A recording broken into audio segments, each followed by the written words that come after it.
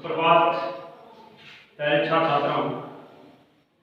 आज आपके सम्मुख हिंदी व्याकरण के अंतर्गत हमारा जो प्रकरण है वो है लिंग। जानेंगे आज लिंग के बारे में। लिंग किसे कहते हैं? लिंग का जो शाब्दिक अर्थ होता है वो होता है पहचान।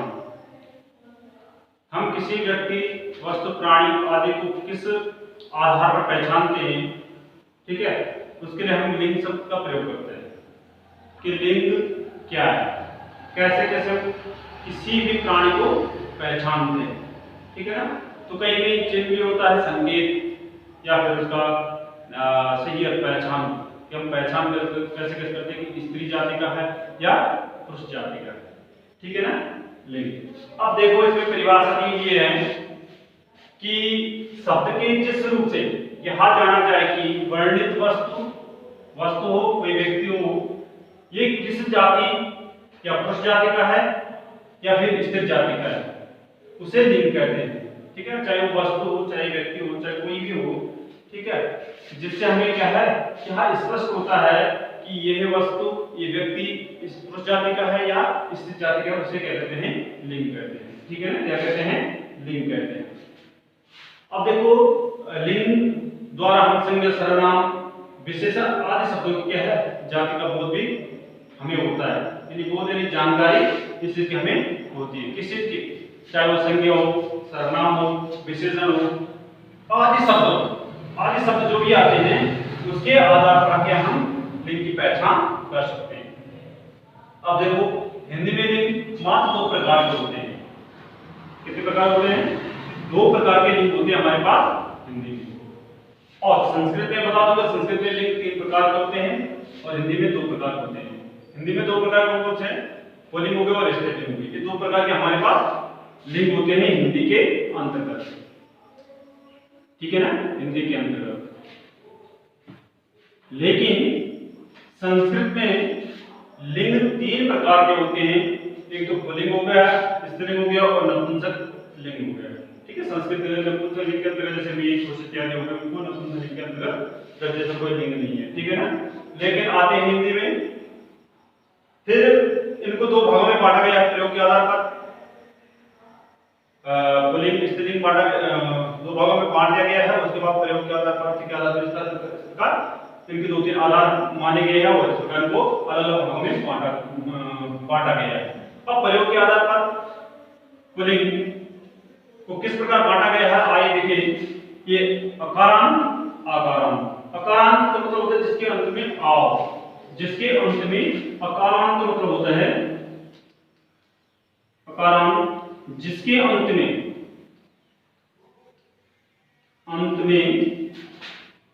आ यानी ह्रस्व आए उसे अकारांत कहते हैं। और आकारांत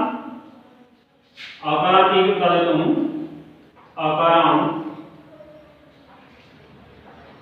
जिसके अंत में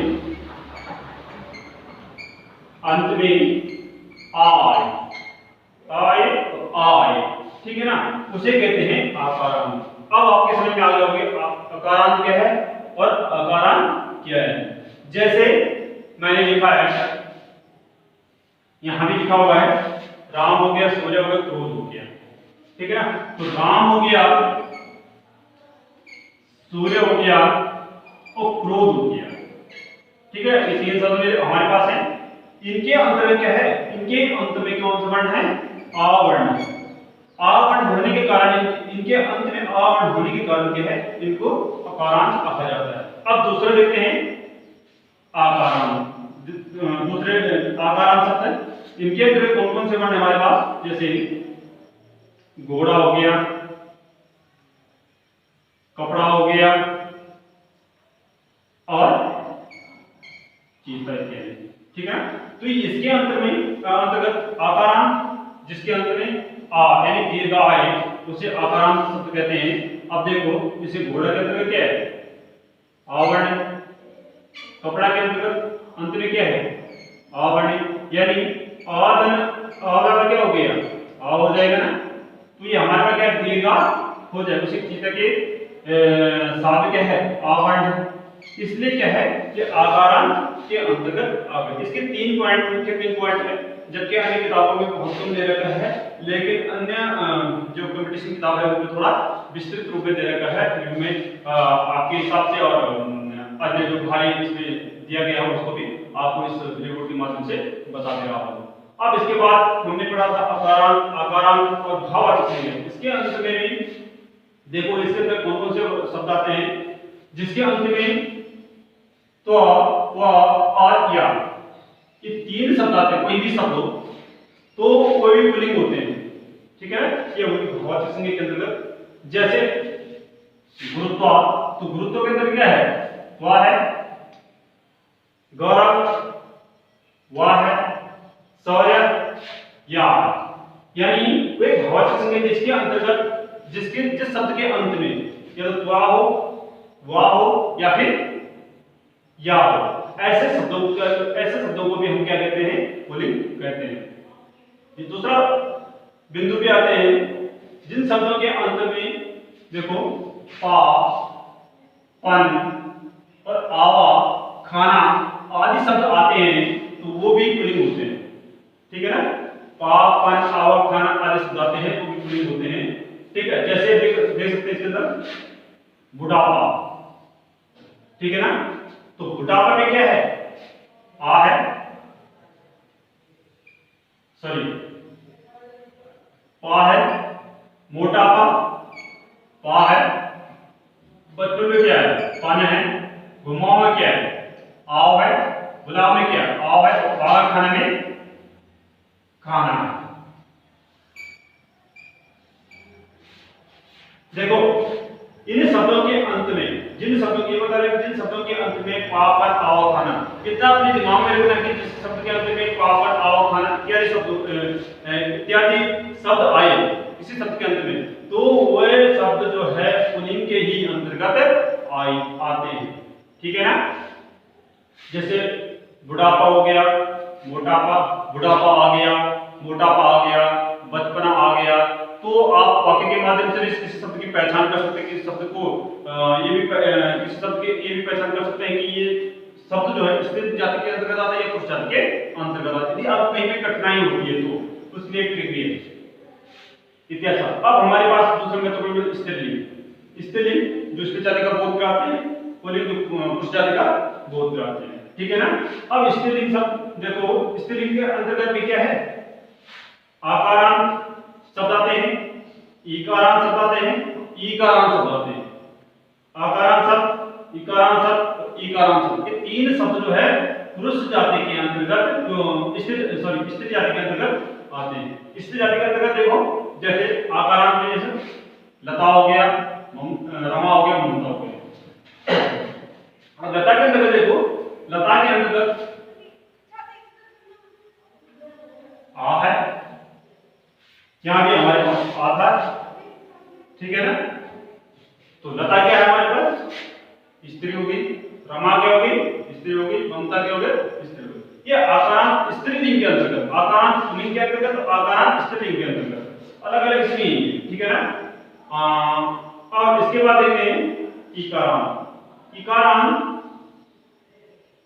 शब्द जैसे रीति हो गया, तिथि हो गया, जिसके अंत में ई आए, जिसके अंत में ई आए वे शब्द इकारांत शब्द कहलाते हैं। जैसे रीति, तिथि, हानि, तो इसके अंतर्गत क्या है, यो अंत में क्या है, ह्रस्व ई आ रही है, इस कारण जो है ये इकारांत शब्द कहलाते हैं। आप देख सकते हैं रीति, तिथि, हानि, ठीक है ना। इसमें क्या है, ई आ रही है, छोटी ई या ह्रस्व ई जिसे कहते हैं। उसके बाद इसके अंतर्गत, इकारांत के अंतर्गत ये ध्यान रखना है कि अपवाद भी आते हैं, ठीक है ना।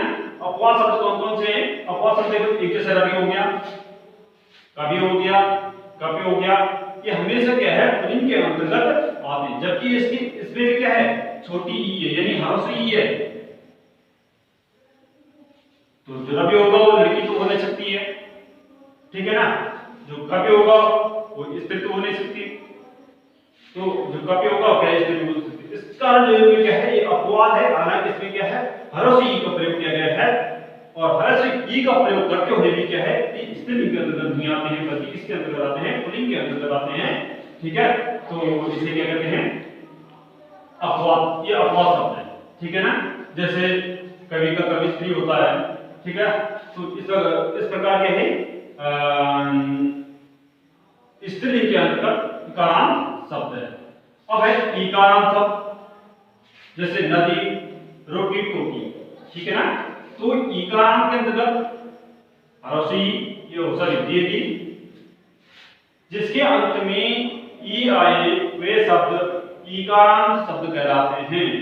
जैसे नदी के अंतर्गत क्या है, ई है, रोटी के अंतर्गत ई है, टोपी के अंतर्गत ई है, ठीक है ना। तो इसके भी अपवाद है। जिस प्रकार इकारांत का अपवाद है, इकारांत शब्द के अंतर्गत अपवाद आते हैं, उसी प्रकार जो है इकारांत शब्द के अंतर्गत भी अपवाद आते हैं। वो अपवाद कौन कौन से हैं, देखिए आप देख सकते हैं। अपवाद हाथी हो गया, दही हो गया, पानी हो गया। हाथी, दही, पानी ये सब हमेशा क्या है, पुल्लिंग के अंतर्गत आते हैं, ठीक है ना। तो आप इसे सेकंड से समझिए इस वीडियो के माध्यम से। और कल हमारा जो टॉपिक चलेगा वो टॉपिक होगा हमारा वचन,